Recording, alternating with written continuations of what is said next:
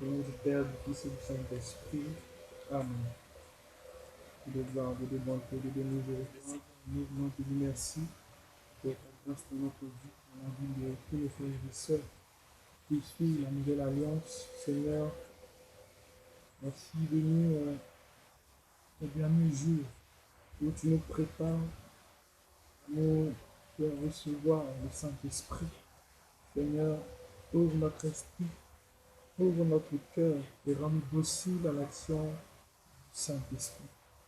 Que ton nom soit élevé et glorifié pour les siècles des siècles. Amen. Au nom du Père, du Fils et du Saint-Esprit. Amen. Euh, Bonjour, bien-aimés du Christ, chers frères et sœurs. C'est un plaisir de vous retrouver aujourd'hui. En tout cas, à tous les frères et sœurs qui suivent la Nouvelle Alliance, c'est vraiment une joie, une grande et immense joie pour moi de, bien sûr, vous retrouver parce que ça fait quand même un bon bout de temps. Et il se trouve effectivement que nos activités ont repris, ont très bien repris pour ce que j'ai pu voir en tout cas, et pour ce que je sais. Et je sais que Dieu continuera de faire encore et encore dans la vie de tout un chacun. Alors, c'est la semaine de préparation de la Pentecôte, la semaine de préparation euh, pour recevoir l'esprit, l'esprit de feu, l'esprit d'onction, l'esprit de Dieu. Alors, frères et sœurs, je sais qu'il y a le Sénat qui se déroule sur certaines paroisses. J'espère bien que vous en profitez, surtout les enseignements. Et aujourd'hui, nous allons parler effectivement des lectures de ce jour. Voilà. Euh, la première lecture qui est tirée d'abord de l'acte 25, l'acte des apôtres, au chapitre 25, les versets 13 à 21. Et puis l'évangile du jour sur, bien sûr, l'évangile de Saint Jean, d'accord, euh, chapitre 21, des versets 15 à 19.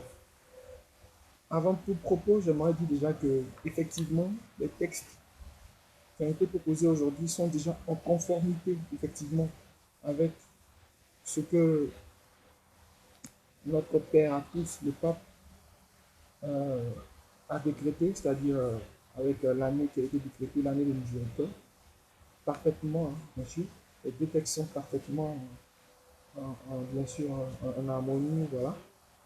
Et encore plus, ces deux textes se joignent, plutôt, si je peux m'exprimer ainsi, dans la mesure où les termes forts qui ressortent de ces deux textes, après bien sûr lecture, après méditation, sont la souffrance et la gloire. Vous allez me dire pourquoi est-ce que je parle de souffrance. Effectivement, je pense que quand vous prenez le soin, vous allez prendre le soin bien sûr de lire et de méditer la première lecture, vous vous rendez compte qu'on parle d'un certain Jésus qui est mort, mais que Paul affirme être en vie.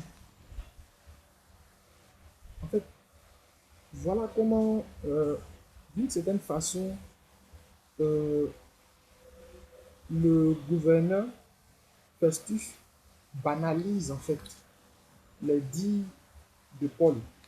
Il banalise en fait, euh, je sais pas comment je vais dire ça, la dimension réelle et spirituelle de la chose.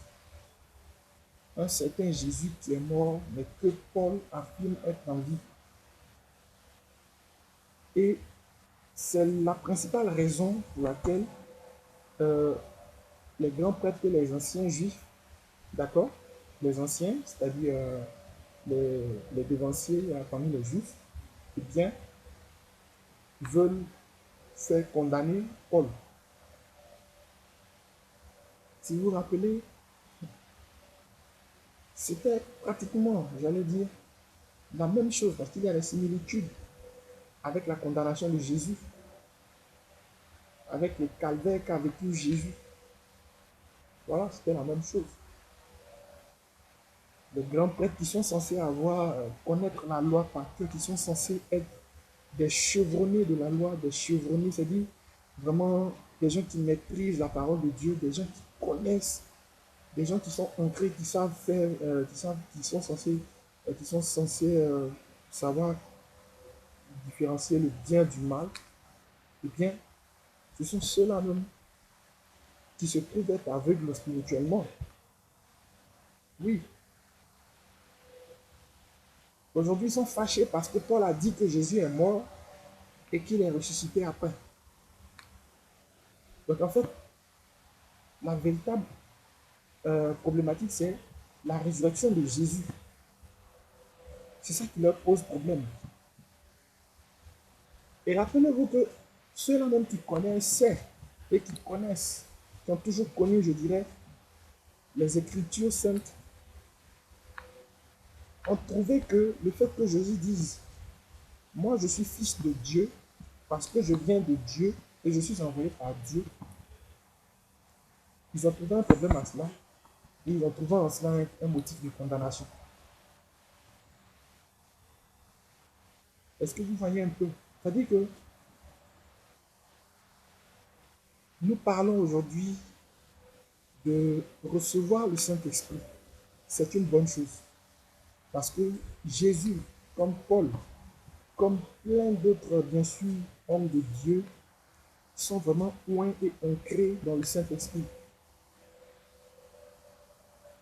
Mais ce que nous voulons vous faire comprendre, c'est que le Saint-Esprit, ce n'est pas seulement l'onction.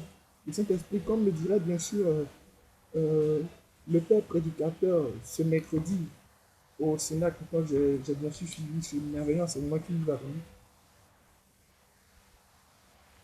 ce n'est pas pour vous faire peur, bien aimé, disait-il. Mais le Saint-Esprit, ce n'est pas seulement l'onction, ce n'est pas seulement la puissance, ce n'est pas seulement, je dirais, le bonheur. Il y a aussi une part de souffrance. Oui, les grands prêtres, les anciens et autres là, sont aujourd'hui ces mêmes personnes qui sont nos proches, qui sont dans notre famille et qui nous désavouent. Quand bien même, quand nous sommes dans le bonheur, ils sont avec nous. C'est-à-dire que nous aussi, nous serons appelés à être désavoués. Nous serons appelés à souffrir. Nous serons appelés à être méprisés. Notre vie sera banalisée. Nous serons appelés à une vie de sacrifice pour obtenir la gloire, les grâces de Dieu, pour rentrer dans la gloire de Dieu. Ce message est fort, frère, je sais pas. C'est quand je l'ai écouté prêcher, ça m'a vraiment touché. Et effectivement, je me rends compte qu'il a totalement raison. Un certain Jésus qui est mort, mais que Paul affirme être en vie. Paul croit que Jésus est ressuscité. Eux qui connaissent, qui ont connu Jésus, qui ont vu Jésus grandir, mourir, qui ont également vu comment Paul parlait, comment Paul s'exprimait, désavouent quand même Paul. Et trouvent en cela un motif de le faire tuer. Et Paul aujourd'hui témoigne de cette souffrance. Parce que la lecture du lundi a révélé cela, la première lecture du lundi, de ce lundi a révélé cela. Paul dit, je bénis Dieu. Il a béni Dieu. Pourquoi? De ce que le Saint-Esprit en lui fait témoigner de ses souffrances. Les souffrances qu'il est appelé à endurer. Bien-aimé, quand bien même nous réclamons le Saint-Esprit dans notre vie, nous demandons le Saint-Esprit dans notre vie, le Saint-Esprit vient avec l'eau et le feu. Le feu, c'est une part de souffrance que nous devons supporter. C'est cette part de souffrance dont nous devons témoigner également. Parce que c'est seulement en étant témoin de cette souffrance, de ce mépris, de ce désaveu, que nous pouvons entrer dans la gloire de Dieu. Bien souvent aussi, nous sommes à la place de ces grands prêtres et de ces anciens-là. Hein. Nous pensons tout connaître.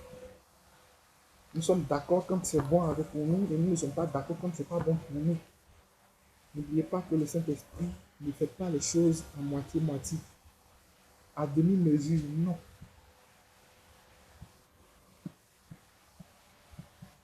Quand vous allez prendre l'évangile, c'est la même chose.